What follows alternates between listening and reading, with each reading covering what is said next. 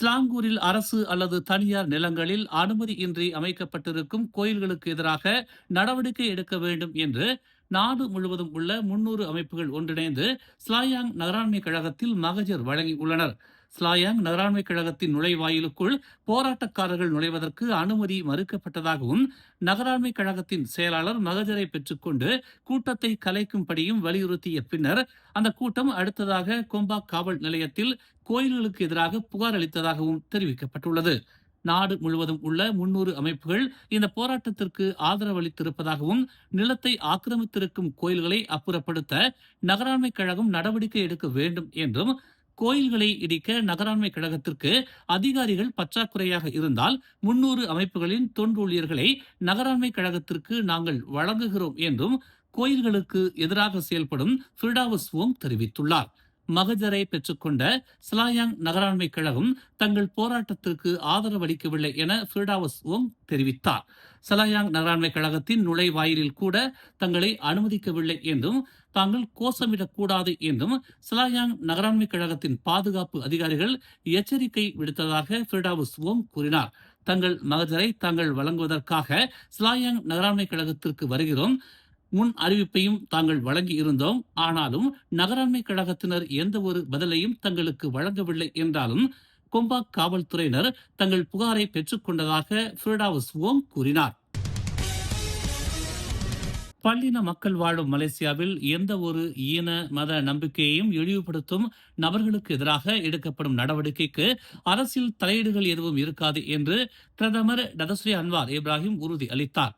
மத நம்பிக்கையை கொண்டிருப்பவர்கள் அரசியல் தலைவர்களுடன் சந்திப்பை நடத்தினாலும் அது பொதுவான ஒரு சந்திப்பாகவோ அல்லது தனிப்பட்ட வகையிலான சந்திப்பாக மட்டுமே இருக்கும் என்றும், அவர்களுடைய இழிவான பிரச்சாரத்திற்கு ஆதரவளிக்கும் வகையிலான ஒரு சந்திப்பாக அது இருக்காது என்று பிரதமர் அன்வார் நம்பிக்கை தெரிவித்தார்.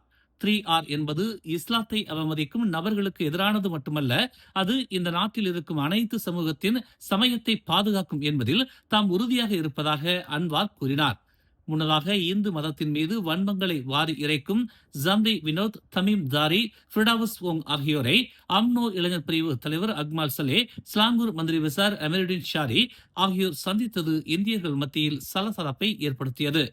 பிரதமரின் அரசியல் செயலாளரான டத்தோ அஸ்மான் அபேடின் கோயில்களுக்கு எதிராக செயல்படும் ஃபிர்டாவுஸ் வோங் தலைமையிலான குழுவை சந்தித்தது மட்டுமின்றி, பிரதமரின் அரசியல் செயலாளராக இருக்கும் டத்து அஸ்மான் அபேடின் கூட்டரசு பிரதேச செயலாளராக நியமிப்பதற்கு பிரதமர் அன்வார் முன்வர வேண்டும் என்று ஃபிர்டாவுஸ் வோங் தலைமையிலான குழுவினர் வலியுறுத்தியுள்ளனர் என்பது குறிப்பிடத்தக்கது.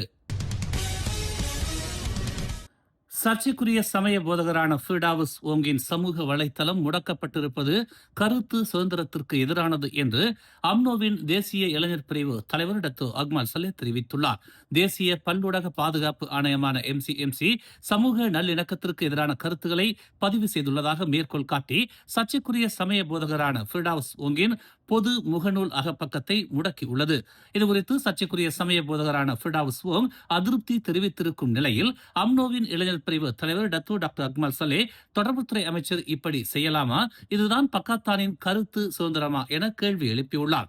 கடந்த காலங்களில் பக்காத்தான் எதிர்க்கட்சியாக இருந்தபோது சமூக வலைதளங்களில் பரப்பிய குற்றச்சாட்டுகளை தேசிய பல்லூடக பாதுகாப்பு ஆணையமான MCMC நீக்கியது இல்லை. அப்படியான நடவடிக்கைகளை MCMC எடுத்திருந்தால் இப்போது ஆட்சியில் இருக்கும் உங்களின் சமூக வலைதள கணக்குகள் இல்லாமல் போயிருக்கும் என்று அக்மால் சல்லே நினைவூற்றினார். இப்படியான கட்டுப்பாடுகள் ஒரு தரப்பினருக்கு எதிராக மட்டுமே செயல்படுகிறது என்றும், வெளிப்படையான விசாரணைகளை MCMC மேற்கொள்ள வேண்டும் என்றும் டத்தோ அக்மால் சல்லே வலியுறுத்தினார். பிற மத நம்பிக்கைகளை இழிவுபடுத்தும் செயல் காட்டுமிராண்டித்தனமானது என்று ஒற்றுமைத்துறை துணை அமைச்சர் யுனேஸ்வரன் கண்டனத்தை தெரிவித்துள்ளார். இனம் மதம் குறித்து தீங்கிழைக்கும் இழிவுபடுத்தும் நபர்களுக்கு எதிராக செயல்படும் நடவடிக்கைகள் குறித்து அரசு மேலும் அதிகமாக செயல்படும் என்றும் யுனேஸ்வரன் கூறினார்.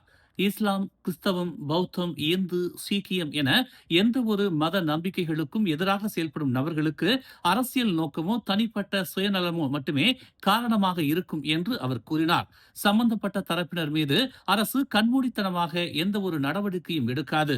ஆனால் வெளிப்படையான நியாயமான விசாரணையை மேற்கொள்ளும் என்பது மட்டும் உறுதி என்று அவர் நம்பிக்கை தெரிவித்தார்.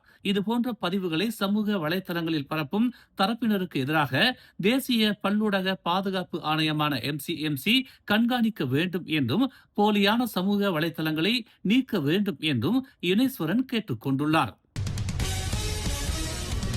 கெடா பாரித் புந்தார் பகுதியில் உள்ள ஒரு வீட்டில் 14 வயது சிறுமியை கூட்டு பாலியல் பலாத்காரம் புரிந்ததாக 15 முதல் 17 வயதுக்கு உட்பட்ட மூவர் கைது செய்யப்பட்டுள்ளனர்.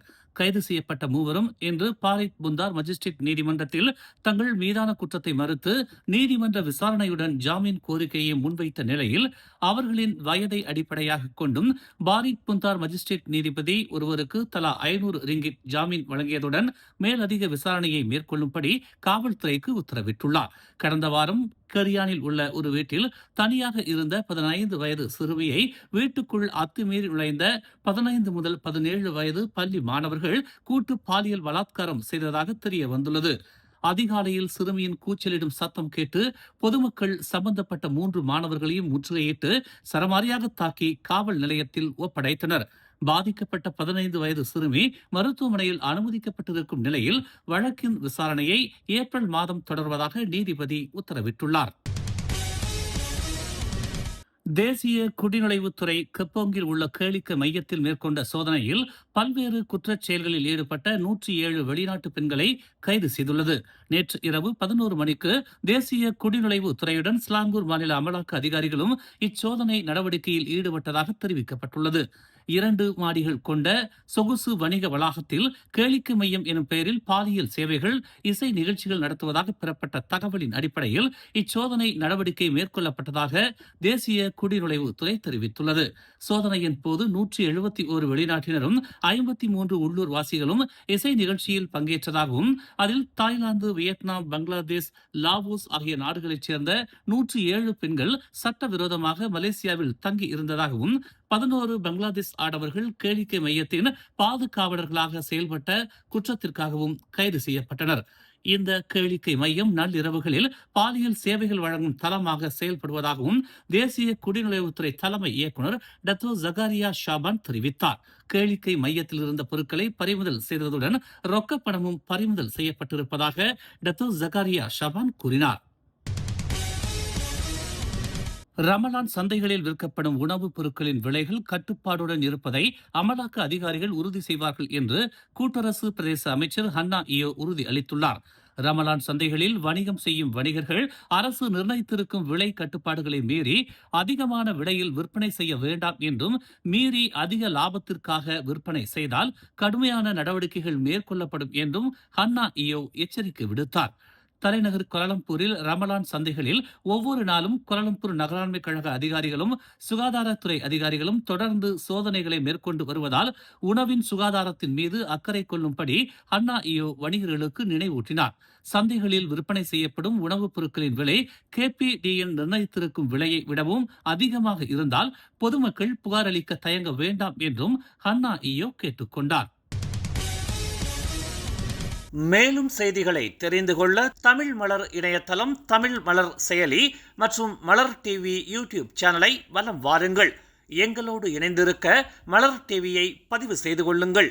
உறவுகள் மகிழ்ந்திட விருப்பம் மற்றும் பகிர்வு சேவையை சொடுக்கிடுங்கள்.